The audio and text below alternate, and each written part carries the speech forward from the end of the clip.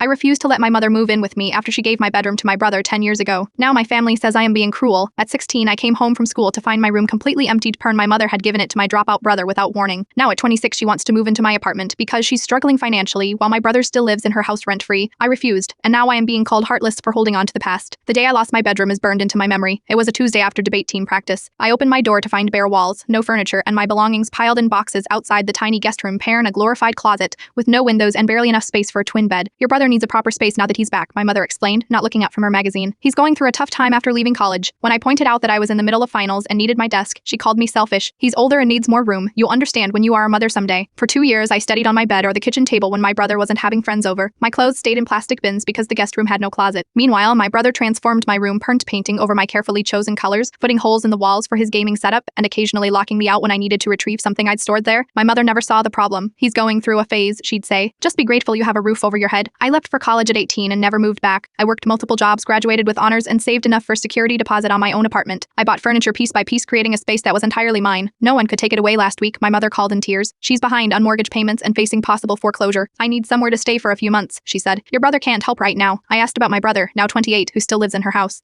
He's between jobs, she explained. It would be cruel to ask him to leave when he has nowhere to go. The irony wasn't lost on me. I am sorry you are struggling, I told her, but I can't offer you my space. I don't trust that you'll respect my boundaries after what happened. She was silent for a moment. You are still punishing me for something that happened 10 years ago. I was doing what was best for the family. No, I corrected her. I am making a decision based on our history. I am happy to help you look for affordable housing or contribute to groceries, but you can't live here. Within hours, my brother called saying I was being cruel to our mother in her time of need. My aunt Texie that family should forgive past mistakes. Even my father, who wasn't around back then, weighed in that I should be the bigger person. But this isn't about revenge. It's about recognizing that someone who dismissed my needs once will likely do it again. Some lessons stay with you even when others insist you should forget them. The guest room door might have closed years ago, but the feeling of being less important never really left.